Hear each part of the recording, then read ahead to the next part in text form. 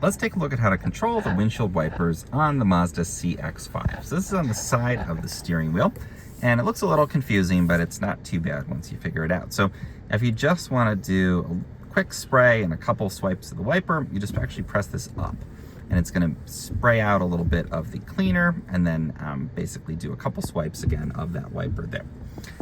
If it is raining though, we're going to pop this down to auto, and then we can adjust the general frequency of how often we want the wipers to go. So if it's raining heavily, we can go up to here. If it's pretty light, we can go down to this lower setting. It's going to automatically do the wipers as the rain is detected. We can also manually do either a low or a high setting. This is great if you go into a tunnel and you're going to come back out. It's going to be very rainy on the other side. You can pop it onto high in advance. Now we can also control the rear wiper on here. So we can go to intermittent, we can go to fully on, or if we pop it down here for a second, it's going to spray the cleaner out the back window there too. So we can control those independently.